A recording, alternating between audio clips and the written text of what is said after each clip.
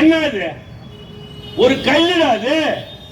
கல்லுகிட்ட போயிட்டு உன் கண்ட்ரோலு, உன் கடமை, உன் உணர்ச்சி, உன் சட்ட ஒழுங்கு பூரா கல்லுகிட்ட காட்டுனுங்கிற மனுஷனை பார்த்தியா நீ? தெருவா ஜனங்க திரிஞ்சிருக்கிறாங்க. தெரு பேரிகார்டு போட்டான் தோழர்களே. கோயில்கிட்ட மட்டும் சுத்துறதுக்கு பிரி பண்ணி விட்டான். அங்க மட்டும் பிரியா இருக்கணுமா? அது என்னடா அது? இந்த கேவலத்தை யாரும் கேட்க மாட்டீங்களா? பொதுமக்கள் வசதிக்காகத்தான் ஒரு நாடு, பொதுமக்கள் வசதிக்காகத்தான் சட்டம் ஒழுங்கு. பொதுமக்களை துன்பப்படுத்தி என்னடா உனக்கு கோயில் வாழ்த்தீங்க? இது எதுக்குற நமக்கு? என்னடான்னு பார்த்தோம்னா அதுக்கு ஒரு தலை வரலாறு வச்சுக்கிறான். தோழர்களே. இந்த கடவுள்களை எழுதி வச்சுக்கிற தலை வரலாறு சொன்ன தாய்மார்கள் இருக்கிறீங்க. ரொம்ப அசிங்கமான தலை வரலாறு. ஒரு மதத்துக்கும் ஒரு வரலாறு இருக்குது. ஆனா உலகத்திலே கேவலமான ஒரு வரலாறு யாரால மனுங்களுக்கு தான். இவன் அவன் பொண்டாட்டி வச்சுக்கணும், அவன் பொண்டாட்டி வச்சுக்கணும், இவன் பொண்டாட்டி இல்லாத முனிவர் பொண்டாட்டி வச்சுக்கணும், இவன் அவளை போனோம், அவன் இவ்வளவு போனோம். ஏடா அது ஒரு ஒழுங்க கிடையாது உங்களுக்கு? எதுலையுமே ஒரு முரண்பாடு தான் தோழர்களே. ஒரு முறையே கிடையாதுங்க தோழர். முறத்தோட இல்லாத போறதே சாமிங்களுக்கு வேலை.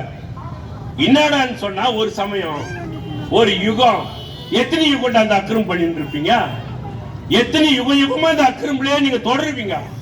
இதெல்லாம் ஒரு தீர்வு காண வேண்டாமா? மனிதனை மனிதனாக மதிக்க தெரியாத மதம் எனக்கு தேவையில்லடா என்றார் அம்பேத்கர்.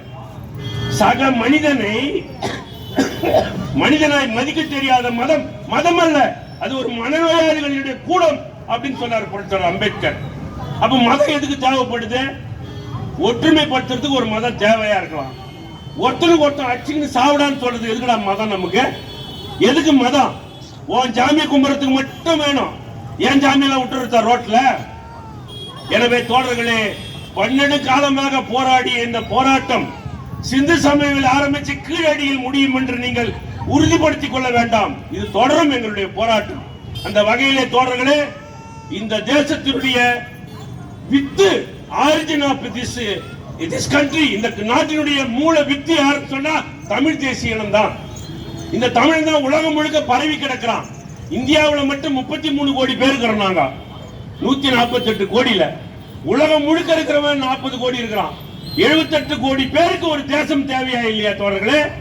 78 கோடி தமிழர்கள் இருக்கிற ஒரு தேசத்துக்கு ஒரு நாடு அனுமதிக்க முடியாது என்று சொன்னால் நீ என்னடா ஆட்சி நடத்துற? ஒரு வருஷத்துக்கு 4 லட்சம் கோடி வாங்குறான் தோழர்களே நம்ம கிட்ட இருந்து பணம். டெல்லியில் இருக்கிறவன் நரேந்திர மோடி ஆனா 1 ரூபாய் கொடுக்க மாட்டேன்றான் தோழர்களே. போன வாரம் தான் 7000 கோடி கொடுத்துக்கிறான், பிச்சை போட்டுக்கிறான்.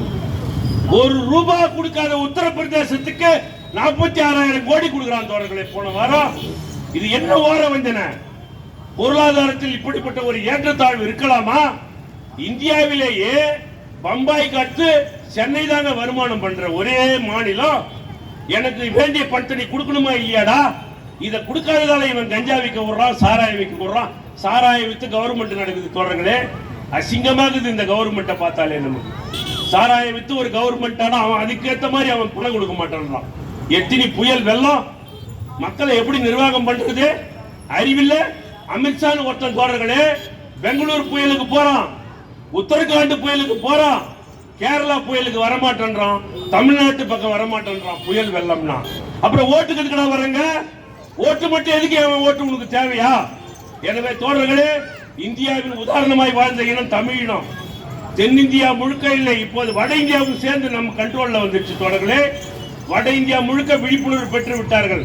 கடந்த பாராளுமன்ற தேர்தலிலே தாழ்த்தப்பட்டவர்களுடைய தொகுதியிலே நிறைய பேர் ஜெயிச்சுக்கிறோம் நம்ம இந்தியா கூட்டணி சார்பாக. அந்த வகையிலே வரும் காலம் கடுமையாக இருக்கும். நீங்கள் இதை பாடமாக ஏற்றுக்கொண்டு தமிழ் தேசியம் வளர்த்தெடுப்போம் என்று வாய்ப்புக்கு நன்றி கூறி விடைபெறுகிறேன். நன்றி, வணக்கம். ஜெய் பீம்.